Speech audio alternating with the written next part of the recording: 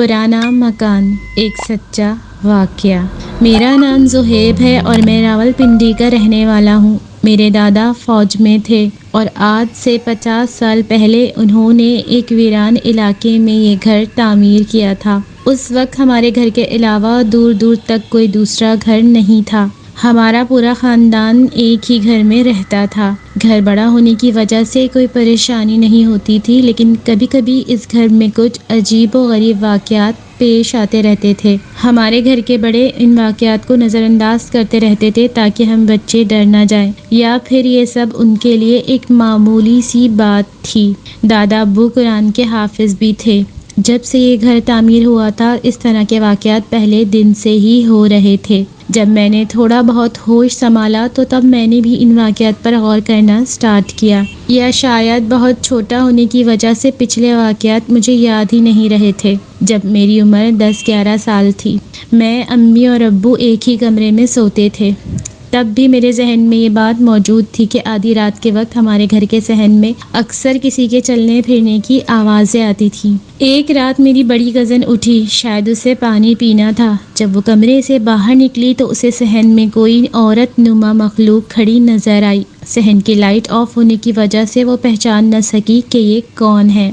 जब वो light on करने लगी तो उसे वो चीज़ किचन में जाती दिखाई दी, लेकिन लाइट ऑन करने पर उसे एक धचका सा लगा कि किचन का दरवाज़ा तो बंद था और बाहर से कुंडी लगी हुई थी। कोई बगैर दरवाज़ा खोले आखिर अंदर कैसे जा सकता है, और फिर कुंडी कैसे लग सकती है। उसने अपने अम्मी अब्बू को फ़ौरन जगाया। जब वो किचन का दरवाज़ा खोलकर अंदर गए तो वहाँ कोई नहीं था। इस वाक़े से हम सब बच्चे काफ़ी डर गए, लेकिन बड़ों पर इस वाक़े का कोई असर ना हुआ, क्योंकि उनके साथ पहले भी कई बार ये सब हो चुका था, जिसका पता हमें बाद में चला। इस वाक़े के कुछ दिन बाद एक रात मेरी आँख प्यास लगने की वजह से खुली। कमरे का दरवाज़ा थोड़ा सा खुला हुआ था, लेकिन घर की तमाम लाइट्स ऑफ थीं। चाँद की हल्की सी रोशनी दरवाजे से अंदर पड़ रही थी। इसी मध्यम रोशनी में मैंने देखा कि मेरे बेड की दूसरी तरफ, जहाँ मेरे पाँव थे, वहाँ नीचे ज़मीन पर कोई बैठा हुआ है। पहले तो मुझे लगा कि शायद मेरी अम्मी हैं, क्योंकि इतने लंबे बाल किसी औरत के हो ही नहीं सकते थे। मैं बेड से उतरा और बेदिहानी में दरवाजे की तरफ जाने लगा, लेकिन 2 कदम चलकर मैं रुक गया, क्योंकि मुझे कमरे की दूसरी तरफ अम्मी की चारपाई पर अम्मी सोती हुई नज़र आ गई थी। और अब मेरा दिल जैसे फटने को था। मैं दिल ही दिल में बोला, या खुदा, ये कौन है? इसी वक्त उस मखलूक ने पीछे मुड़ के मेरी तरफ देखा। मैं उसका चेहरा ठीक से नहीं देख सका था, क्योंकि उसके सारे चेहरे पर बाल ही बाल थे। उसकी नज़र मुझ पर पड़ते ही मैं ज़ोर ज़ोर से चीखने लगा और खौफ से अपनी आंखें बंद कर लीं। अब्बू बेड की दूसरी तरफ लेटे थे। मेरी आवाज़ सुनकर अब्बू ने फ़ौरन लाइट ऑन की, लेकिन मैं आंखें बंद किए चीखता ही जा रहा था। अब्बू ने मुझे पकड़ा और पूछने लगे कि क्या हुआ है। मैंने आंखें खोली तो अम्मी अब्बू दोनों मेरे पास खड़े थे।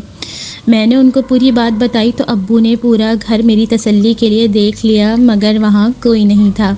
इस वाक़े के अगले दिन मैंने दादी अम्मी को ये सब बताया तो उन्होंने जो कुछ मुझे कहा वो सब बहुत डरा देने वाला था। उन्होंने बताया कि इस घर में शुरू दिन से ही जन्नात वगैरह हैं, लेकिन वो किसी को नुकसान नहीं पहुंचाते। इस वाक़े ने हम सब बच्चों को डरा कर रख दिया था। इसी तरह गर्मियाँ ख़त्म हो गईं। सर्दियों के शुरू के दिन थे। चाचू फ़ौज में हुआ करते थे और इस वक्त वो फ़ौज में ड्यूटी पर थे। एक रात हम सब, यानी मेरी अम्मी, चची और बाकी सब कज़न्स ही कमरे में बैठे बातें कर रहे थे। ये कमरा काफ़ी बड़ा था। अचानक कमरे का दरवाज़ा खुला और ज़ोर से बंद हो गया।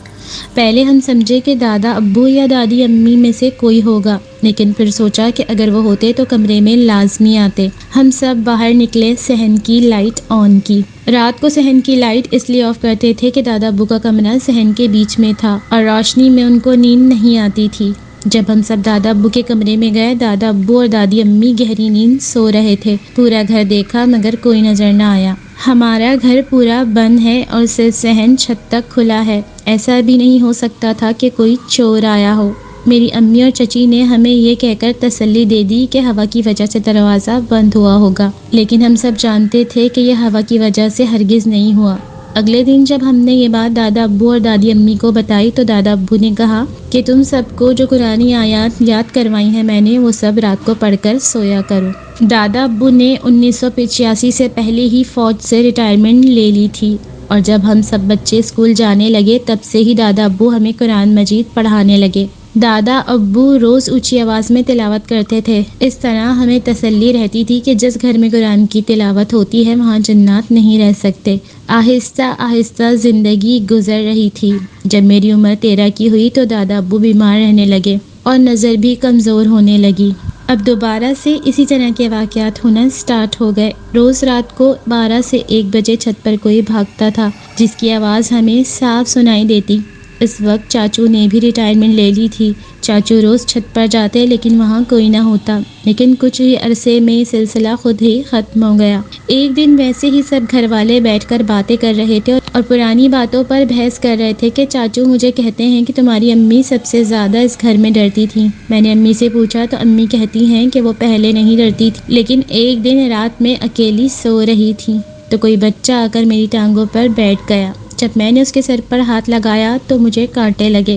امی کہتی ہیں کہ میں آیت الکرسی پڑھنے لگی اور اٹھ کر لائٹ آن کی۔ کمرے میں تو کوئی نہیں تھا۔ میں نے پوچھا کہ ابو کہاں پر تھے تو امی نے بتایا کہ وہ اس دن دوسرے شہر گئے تھے۔ چچی نے بھی اپنے ساتھ ہونے والا واقعہ بتایا کہ ایک دن کچن میں وہ کھانا بنا رہی تھی کہ یکدم سالن والی دیگچی چولہے سے خود ہی زمین پر گری اور پھر کچن کے دروازے پر ایک پلیٹ پڑی تھی جو چھوٹے کزن نے وہاں رکھ دی تھی، وہ پلیٹ بھی خود ہی الٹی ہو گئی۔ کچھ ہی عرصے بعد دادا ابو فوت ہو گئے اور 5 مہینے 22 دن بعد دادی امی بھی فوت ہو گئیں۔ ان کی وفات کے بعد گھر میں دوبارہ عجیب واقعات ہونے لگے۔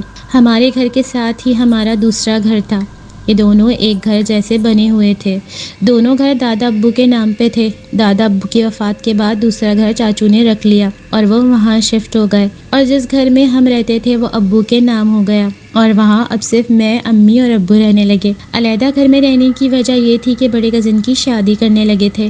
گھر میں رات کو عجیب آوازیں آتی جو کہ بہت آہستہ ہوتی تھیں، لیکن میں آیت الکرسی پڑھ کر آرام سے اپنے کمرے میں سو جاتا۔ ایک صبح میں اٹھا تو دیکھا کہ میری امی ابو بہت پریشان تھے۔ میں نے وجہ پوچھی تو بتایا کہ رات برآمدے میں خون تھا۔ میں نے پوچھا کدھر تھا خون تو انہوں نے بتایا کہ تمہارے کمرے کے ساتھ تازہ خون پڑا تھا۔